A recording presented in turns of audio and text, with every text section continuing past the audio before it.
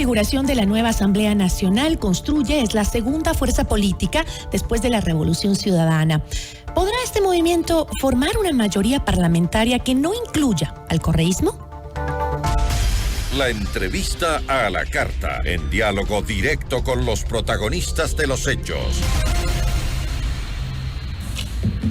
Nos acompaña a esta hora Ana Galarza, asambleísta electa por Construye. Ana, ¿cómo está? Muy buenas tardes. Gracias por estar con nosotros. Muy buenas tardes, Gisela. Un saludo cariñoso para usted y desde luego para toda la audiencia que nos está acompañando en esta tarde. Gracias. Ana, definitivamente los acuerdos para establecer una agenda parlamentaria serán indispensables en el legislativo porque ningún bloque ha logrado conformar una mayoría por sí mismo. Aunque la Revolución Ciudadana, pues definitivamente es el bloque más grande, tiene 54 legisladores. Usted había asegurado que sí se lograría una mayoría sin contar con ellos. Se puede tener un bloque de 81 legisladores si se logran acuerdos, por lo que Construye ha mantenido una postura abierta al diálogo, ha mencionado usted. Pero hablemos claro, asambleísta, ¿es o no es una línea roja para Construye llegar a acuerdos con la Revolución Ciudadana? Bueno, para nosotros es sumamente importante que podamos darle soluciones al país y hay temas en los que se van a necesitar votos de absolutamente todas las bancadas, como por ejemplo cambios a la Constitución, con la famosa ciudadanía universal que ha permitido que ingrese todo mundo al país sin ningún tipo de requisitos. Y es importante que nosotros podamos revisar esos temas para que quien ingrese al país no sean personas con antecedentes penales de sicariato, asesinato, secuestro agravado, narcotráfico, etcétera.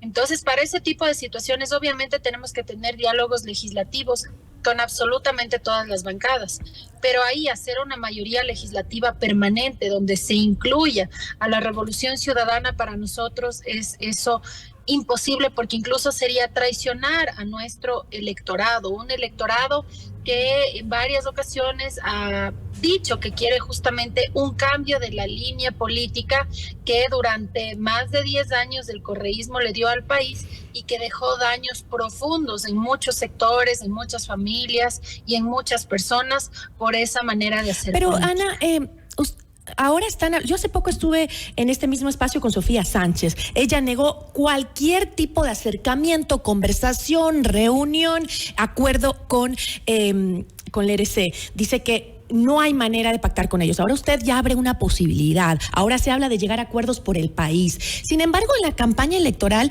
Construye apelaba al voto anticorreísta. Incluso las palabras más usadas para referirse a la RC fueron mafia política, narcopolíticos y narcotraficantes, culpándolos incluso de la muerte de Fernando Villavicencio. ¿Cómo se podrían sentar a la mesa a dialogar con la Revolución Ciudadana con estos precedentes? Es que nosotros no nos vamos a sentar a dialogar con las mafias políticas. Eso es una total y absoluta línea roja. Yo quiero ser enfática y clara. Construye jamás haría una mayoría de un bloque, un gran bloque legislativo donde se incluya el correísmo, porque nosotros no congeniamos, no podríamos trabajar de la mano con gente que ha estado siendo equipo político con las grandes mafias que le han hecho daño al país. O sea, el correísmo tuvo incluso hasta la audacia de sentarnos a un Latin King, a un pandillero en la Asamblea Nacional. Eso es por poner un ejemplo.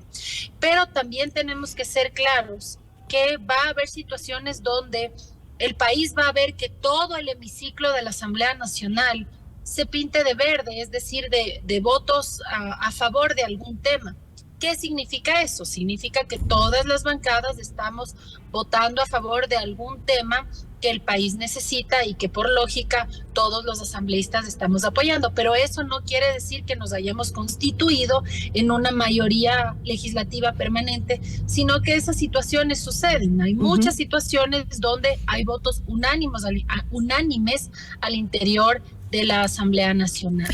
Ahora, bien, Ana, ustedes han señalado que con las otras bancadas se podría lograr una mayoría. Sin embargo, las demás bancadas no son necesariamente contrarias al correísmo. Por ejemplo, ADN ha señalado estar abierto a llegar a acuerdos de gobernabilidad con la Revolución Ciudadana. Daniel Noboa, de hecho, no ha sido lejano a los asambleístas de la Revolución en la anterior administración.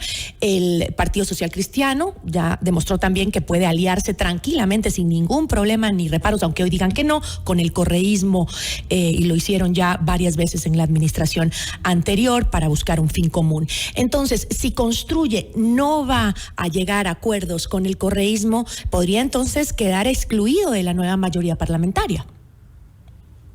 No necesariamente. Nosotros estamos dispuestos a trabajar con esto de bancadas con la finalidad de darle un respiro, no a una persona en específico que viene a ser el presidente Daniel Noboa, sino darle un respiro de alivio al país.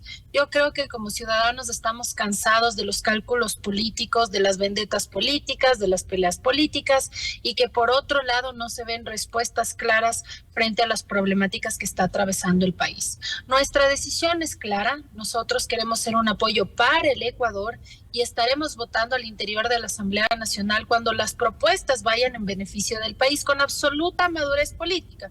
¿Qué consiste la madurez política? En que indistintamente quién sea el proponente, si es que lo que se propone es una respuesta, es una solución para el Ecuador, va a contar con nuestro voto afirmativo. Por el contrario, no puede existir un apoyo irrestricto, incondicional y ciego cuando exista alguna postura que vaya a afectar al país. Ahí obviamente va a contar con nuestra crítica constructiva, con nuestras observaciones, con nuestras propuestas para que puedan mejorarse las posturas y que podamos ser una asamblea diferente, una asamblea que tenga una imagen distinta a la que en las dos ocasiones anteriores el país vio del primer poder del Estado. Pero ¿cómo es que en campaña pedían el voto de Noboa y ahora no responderán al partido de gobierno, que hacen críticas constructivas, que no van a permitir ciertas cosas?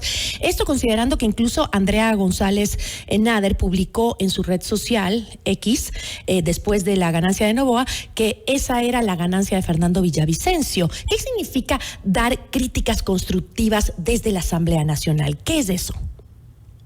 Bueno, el hecho de que Andrea González haya puesto en su cuenta de X, el ex Twitter, el hecho de que haya ganado Noboa es un triunfo para Fernando Villavicencio, es porque cuando Fernando Villavicencio estaba en vida, él había decretado que nunca más iba a ganar el correísmo.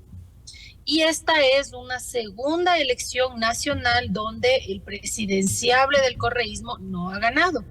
El hecho de que Daniel Noboa haya ganado cumple con lo que decía Fernando, que el correísmo no iba a ganar.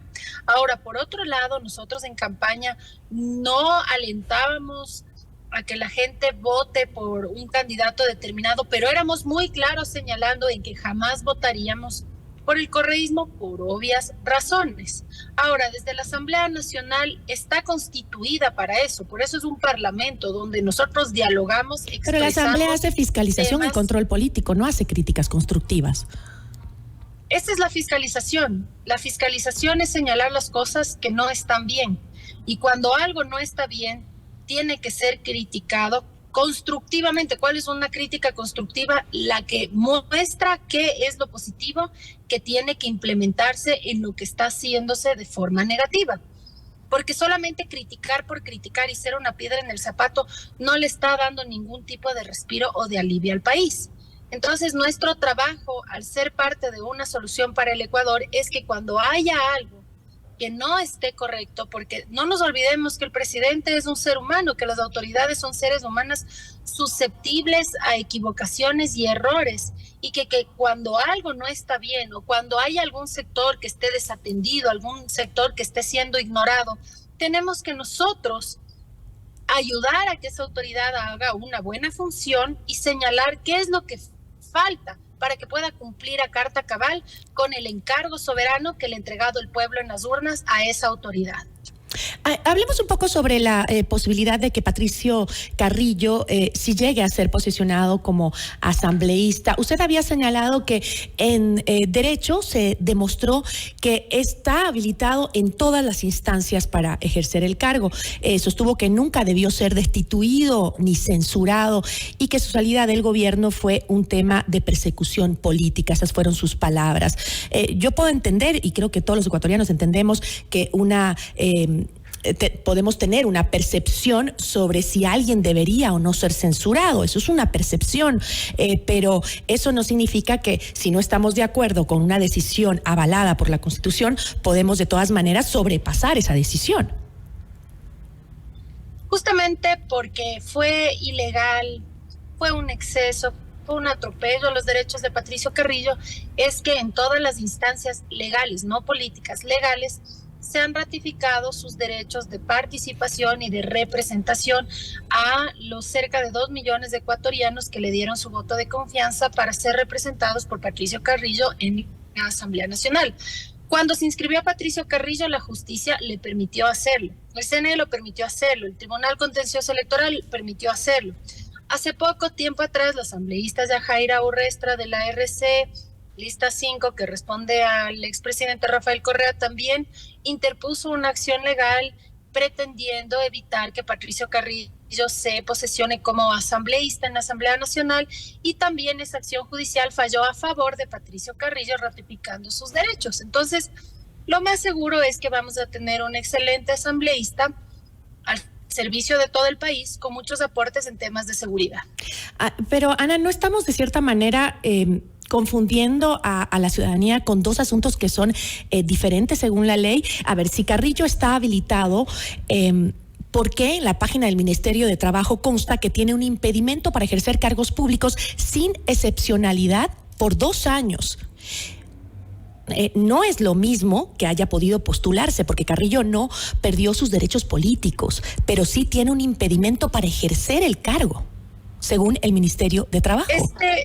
Este es un tema distinto porque es un cargo de elección popular. Es cuando millones de personas se pronuncian y dicen queremos que este individuo, este ser humano nos represente. ¿Ya? Distinto sería que vaya, por ejemplo, no sé, nuevamente de ministro, de subsecretario, que no son cargos de elección popular. Ahí la ley internacional y la Constitución no ampararía esa situación. Pero al ser un cargo de elección popular, eso no lo especifica la ley. Son 2 temas diferentes. Sí, son 2 temas diferentes. O sea, él puede postularse a un cargo público, pero no puede ejercerlo por la sanción, porque el Ministerio de Trabajo dice que consta como un impedimento para ejercer cualquier cargo público sin excepcionalidad por 2 años. Eso es lo que dice el Ministerio de Trabajo. Entonces, sí podría haberse postulado. O sea, no ha perdido sus derechos políticos, pero ejercer el cargo va a ser difícil que pueda con esta norma en el Ministerio de Trabajo. Realmente él sí va a poder ejercer sus funciones como asambleísta, porque es distinto que vaya a ejercer como un servidor público que no sea designado por votación popular. Ahora él ha sido designado por votación popular y en ese sentido la ley lo ampara. Así ponga la página del Ministerio de Trabajo que no puede ser servidor público. En el otro sentido, él sí puede ser un representante en la Asamblea Nacional por votación popular, porque le ampara el derecho internacional y así también lo ampara los fallos jurisdiccionales que se han dado en territorio ecuatoriano, permitiéndole ser candidato y permitiéndole posesionarse como asambleísta, como fue ya la acción que se puso hace tiempo atrás por parte de la asambleísta Yajaira Urrestra de la RC5, en la que se pretendía que no pueda posesionarse como asambleísta nacional. Pues esa acción en derecho dice que sí, que él sí va a poder posesionarse y va a poder ser asambleísta, porque es un cargo de elección popular. Ok, Ana, no me voy a enfrascar en ese tema. Ahora pasemos a otro que es también muy llamativo y sobre todo en las últimas horas ha copado la coyuntura periodística. Estas denuncias de acoso al ex vicepresidente Jorge Glass. Usted había advertido que es necesario revisar las nóminas de la prefectura. ¿Qué acciones de fiscalización se pueden presentar desde la Asamblea para esto? Bueno, nosotros tenemos que hacer un pedido de información a la Unidad de Talento Humano del Consejo Provincial de Pichincha para ver cuál fue el requerimiento de contratación de Soledad Padilla. Para poner un poco de contexto, en las últimas horas, en los últimos días, se filtraron unos audios donde el expresidente Jorge Glass tiene una discusión telefónica con Soledad Padilla, quien habría sido su asistente, su asesora durante muchísimos años. En estos audios, Soledad Padilla le dice a Jorge Glass que Jorge Glass le pidió a la prefectura de Pichincha que la contratara a ella, que la pusiera en nómina, pero para que cumpliese las funciones de asistente personal de Jorge Glass mientras él se encontraba privado de libertad en la cárcel de Latacunga y en la cárcel número 4 de Quito. Por lo tanto, eso se presumiría especulado, porque si nosotros revisamos el Código Orgánico Territorial de Gobiernos Autónomos descentralizados del COTAD, en ninguna de las funciones y atribuciones de los consejos provinciales, de los gobiernos provinciales, está el ser asistentes personales de PPL sentenciados por delitos de corrupción. ¿Y se pedirá una fiscalización de las nóminas de varios sectores del Estado? Es que es parte de, porque cuando estamos hablando de sueldos de funcionarios, estamos hablando de recursos públicos, y cuando estamos hablando de recursos públicos, es función de los asambleístas fiscalizar. Eso se encuentra en el artículo 120 de la Constitución, y no solamente tiene que darse en este tema de Soledad Padilla con el gobierno provincial de Pichincha, sino nosotros tenemos que hacer permanentemente una revisión, solicitudes de información para verificar que todo se esté dando con total normalidad. Toda vez que tenemos que revisar quiénes son las personas contratadas, también tenemos que hacer una solicitud de los informes semanales, mensuales y trimestrales que presentan los servidores públicos. En el caso específico de Soledad Padilla, además de pedir esta información a Talento Humano sobre los informes de ella, también se tiene que hacer un pedido de información a la cárcel número 4 de Quito y también a la cárcel de Latacunga para solicitar los registros de visitas que recibió el ex vicepresidente Jorge Glass, para determinar si es que las visitas que recibió por parte de Soledad Padilla se habrían dado en horario de trabajo en el cual ella debería haber estado ejerciendo funciones específicas de la prefectura de Pichincha. Si es que ella estuvo en horario de trabajo haciendo labores para el ex vicepresidente Jorge Glass, se podría presumir en un peculado, motivo por el cual habría que solicitar un examen especial a Contraloría General del Estado para que en un debido proceso se pueda hacer ese examen, y si es que Contraloría General del Estado encuentra algún tipo de responsabilidad, por ejemplo un IRP, pueda ese informe enviar a Fiscalía General del Estado para que de igual manera dentro de un debido proceso se pueda determinar si es que se ha incurrido en el presunto delito de peculado. Aquí, hay el otro justamente sobre ese tema, que la señorita Soledad Padilla pedía permiso en la Unidad de Talento Humano cada vez que iba a irse a la cárcel, y ese permiso era obviamente no remunerado. Cuando una persona en un trabajo pide permiso para hacer temas personales, ya es fuera del tema de trabajo. Entonces, eso primero se tiene que revisar, se tiene que descartar antes de adelantarnos y señalar si hay o no hay un delito.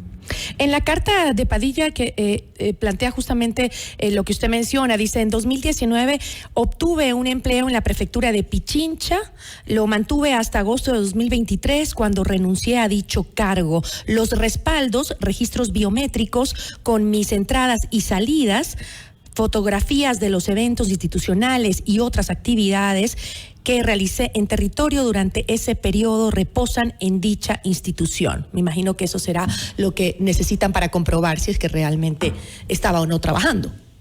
Sí, eso es parte de la información que por procedimiento se tiene que requerir y contrastar con los informes, los registros de visitas que recibía el ex vicepresidente Jorge Glass a la cárcel de Latacunga y también a la cárcel número 4 de Quito, a pesar de que él todo el tiempo tuvo celular en la cárcel y que muchas cosas, muchos trámites los hacía vía celular, pero son procedimientos que nosotros tenemos que hacer para descartar cualquier tipo de delito en contra de la administración del Estado, cumpliendo con el rol que nos ha designado la ciudadanía, que es legislar y fiscalizar. Esto entra en el ámbito de la fiscalización.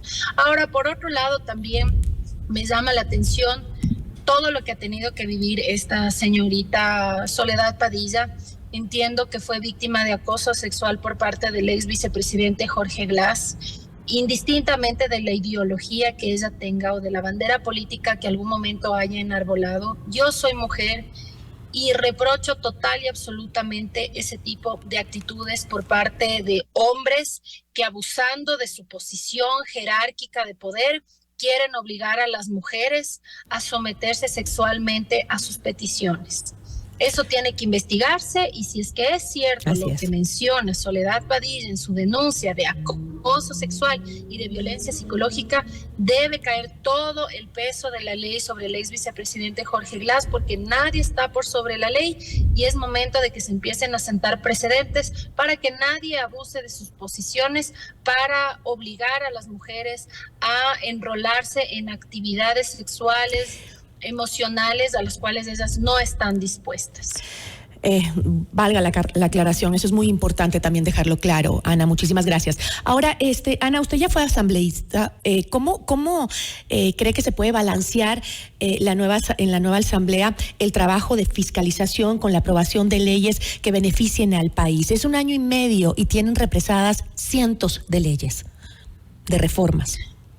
Sí, por eso en campaña nosotros hacíamos hincapié que es importante que la ciudadanía pueda elegir a personas con experiencia y conocimiento para que no lleguen a la asamblea recién a conocer de qué se trata un procedimiento parlamentario, cuál es un proceso para aprobar una ley, porque no hay tiempo que perder. En todo caso, en mi caso muy particular, yo ya tengo listos al menos 3 proyectos de ley que son para mí urgentes y emblemáticos para solucionar en algo la situación del país. Yo únicamente estoy esperando a que se instale la Asamblea Nacional, conocer el nombre del nuevo presidente o de la nueva presidenta de la Asamblea Nacional, ubicar en esos proyectos de ley e ingresarlos vía Secretaría de la Asamblea Nacional para que el Consejo de Administración de la Legislatura pueda enviarlos a las comisiones permanentes especializadas y pueda darse trámite lo más pronto posible. Ahora, por otro lado, mi recomendación para el señor presidente electo, para que pueda tener éxito en sus funciones y el éxito de sus funciones sea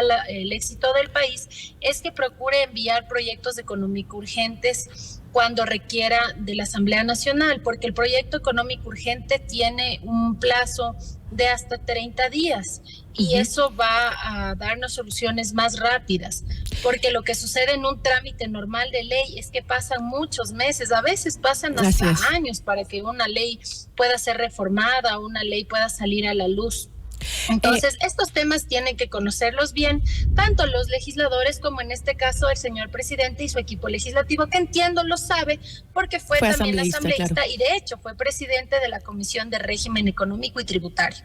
Ahora, Ana, me queda poco tiempo y que sí quisiera tocar un tema. Construye envió un comunicado a través de la red social X diciendo o manifestando su rechazo a la terna de última hora enviada por el Ejecutivo, ¿no? Dice el mensaje: exhortamos al Consejo de Participación a rechazar la terna enviada por el presidente Guillermo Lasso para el cargo de superintendente de protección de datos, designaciones o propuestas de última hora a días de dejar el poder, desdicen de los criterios de una transición ordenada y transparente. ¿Por qué querría el presidente a última hora poner en esta terna? Y sobre todo veo que hay en la terna miembros de su gobierno. Está Viana Maíno, que fue justamente ministra. Viana es el nombre. Viana. Así es, Viana Maíno. ¿Cuál es el sentido de enviar esta terna y por qué la oposición? No estamos de acuerdo con que el presidente esté haciendo este tipo de nombramientos a último momento, porque está dejando un mensaje claro de que quiere dejar parte de él en este nuevo gobierno. Por eso está dejando personas que fueron parte de su gobierno para que en esta nueva gestión presidencial haya gente que le responda a él, al presidente saliente. Entonces, es algo con lo que nosotros no compartimos. Creemos que el nuevo presidente está en todo su derecho de poder armar un equipo de trabajo que sea de su confianza, un equipo totalmente profesional con el cual pueda tener absoluta confianza de emprender el trabajo que el Ecuador necesita. ¿Y un exhorto es suficiente para que se deje de lado esa terna enviada a última hora? Que ustedes todavía no ejercen el cargo. Bueno, es un pronunciamiento público que está haciendo la bancada de Construye, estamos mencionando que no estamos de acuerdo con ese tipo de actuaciones, pero ya también depende de la voluntad que tenga el presidente Guillermo Lasso de qué tan buena imagen quiere dejar los últimos días en su ejercicio en el poder como presidente de la República. Siempre se ha mencionado como un presidente demócrata y no vemos como una postura demócrata que quiera dejar enquistado en un gobierno electo democráticamente personas que le responden y son absolutamente afines al gobierno saliente que viene siendo el gobierno del presidente Guillermo Lasso. Ana, muchísimas gracias. Muchísimas gracias, Gisela. Un abrazo grande, qué honor conversar con usted y un abrazo y un saludo cariñoso para todas las personas que nos estuvieron acompañando en este diálogo. Soy la abogada Ana Galarza, asambleísta electa de la bancada de Construye Lista 25, siguiendo el legado de Fernando Villavicencio. Un abrazo. Una buena tarde, gracias. Notimundo a la carta.